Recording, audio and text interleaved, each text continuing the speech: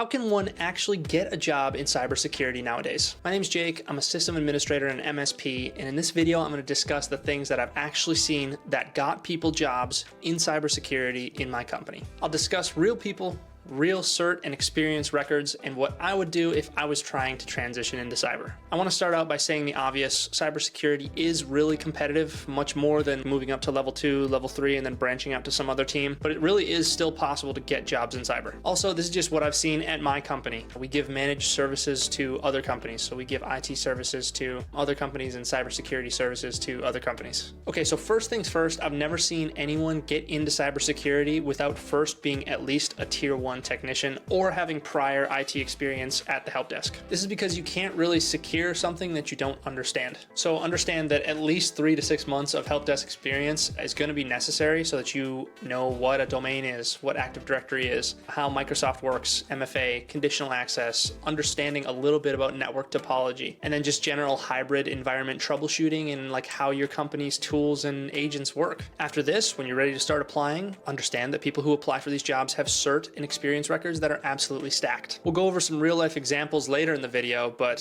here are my recommendations for an L1 who would want to transition into cyber. People tend to get angry at what I'm about to say, that it's overkill, but this is just what I see in the actual industry, and it is still possible. To get your level 1 position in just regular help desk, my recommendation is to have A+, Network Plus, and Security Plus. I know these are really expensive, and this is definitely overkill. It's possible to get a job without A+, but if you have these three, or with just A+, I should say. But if you have these 3 certs, you're going to be set up nicely for a transition and to really put yourself in a good position to transition when you start. After starting, if you already have these 3 certs, you'll be able to take on a ton, learn a ton, and get the next 2 certs that I'm going to recommend to actually break into cyber. Those certs are CySA Plus, CySA Plus, and SC300. I think one of the biggest things that people underestimate is nowadays you are needing to understand identity and access management within Microsoft, and that's what the SC300 is going to give you. That's what the real job is. Like, you're not doing threat hunting as a level 1. You're not doing a ton of SIM work if you're in an MSP at a level 1. You're not doing a ton of IR stuff if you're at a level 1. You really need to be able to control identity and access in a company. You're going to be looking at conditional access, following sign-in logs, granting exclusions to conditional access, checking risky sign-ins, and then just navigating access with Microsoft and Entra. Of course, you do other things, but SC300 is huge in the cyberspace right now. It's a cert that I didn't know about until I started in IT, and I would highly recommend it. If you have a couple months of experience, you already have A+, Network Plus, Security Plus, and the SC300, CySA is going to be super easy for you. Yes, it's expensive. I think it's like $400, which is crazy, but I've had buddies who have worked at help desk and then completed the cert in 2 weeks. It's not super difficult. It's a lot like Security Plus. Now, is this insane that this is what you have to do in order to get a level 1 cybersecurity position? Yes, absolutely. But this is what I'm seeing on the ground. And also, you got to understand that even as a system administrator, even as a tier 1, cyber is influencing every decision we make. Understanding this stuff is going to level you up.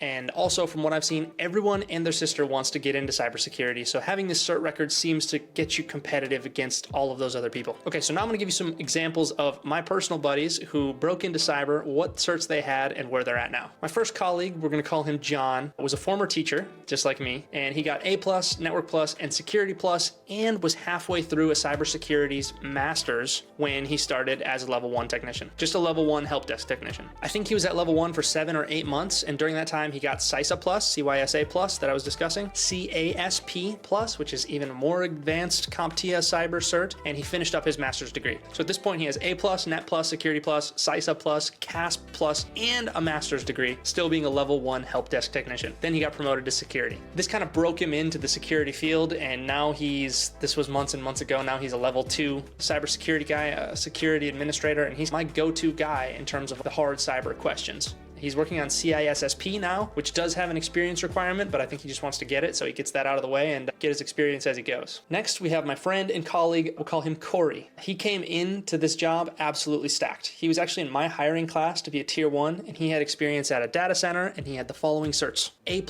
Network Plus, Security Plus, Pen Test Plus, Linux Plus, CySA Plus, and a bachelor's degree in cybersecurity. After he started, he got CASP Plus, that advanced security practitioner cert that I was talking about, and I think it was BTL1 or L2. I don't know much about that BTL cert. I know it's a cyber cert, but again, I'm not in cyber, so I'm just not that literate on that stuff. But so you can see he was absolutely stacked. Years of experience, all these certs, and a bachelor's in cybersecurity. He broke into cyber after 2 or 3 months. Actually, you know what? I think it was 3 or 4 months. Right when I got promoted to Tier 2 to System Administrator, he got promoted to Cybersecurity Guy. And he's now also a level 2 at the Cyber Department. Congratulations to him. So those first 2 guys you can see were absolutely stacked. Lastly, I'm going to talk about my buddy Mo. And Mo is a little bit more of a normal case. He has a bachelor's in cybersecurity, I think from WGU, and he had A+, Network Plus, and Security Plus. That was able to get him from level 1 after doing that for maybe 8 to 12 months, get him from level 1 to being a level 1 security guy. He's now working on his CASP, C-A-S-P, because he wants to go up to level 2 and continue growing. That's kind of lay of the land, like what people are actually having in order to get those positions. You can see it's crazy competitive, but it's possible. Now, all of this said, let me be truthful with you. I also thought that I wanted to do cybersecurity when I first started. It's just the sexy thing. It sounds cool. It sounds like something that would be a really fun job to do. It still sounds cool to me. At the time, I saw the competition that was there, my buddy Corey,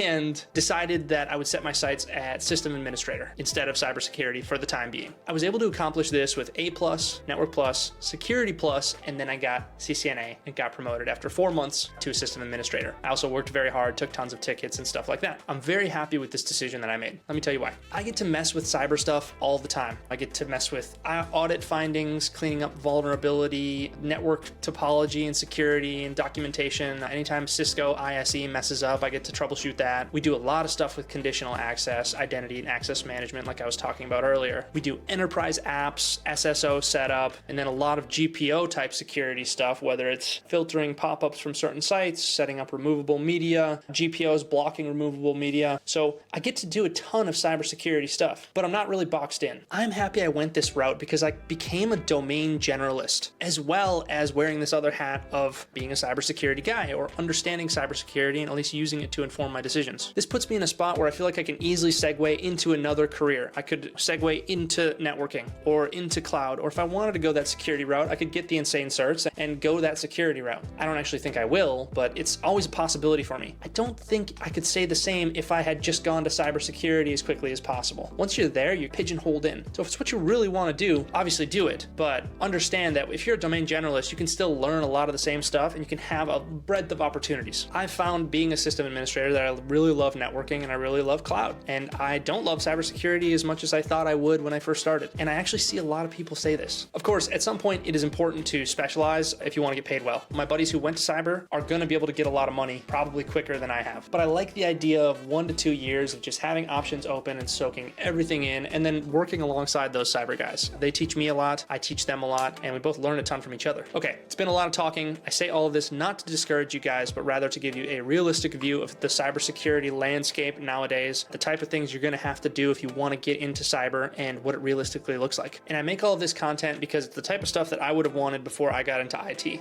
I didn't study IT. As I said, I was a banker and then a teacher before I moved into IT a year and a month ago. And so this is the type of content I would have wanted to see. I hope you found this useful. If so, I'll subscribe, leave a comment with a question. Absolutely clutches up for this content to reach more people, for me to have more engagement, and for me to have more ideas to make videos on. I appreciate all the support from you guys so far. Thank you so much. Let me know what you want to see next in the comments. Have a good day. Be safe, be smart, and make some great decisions.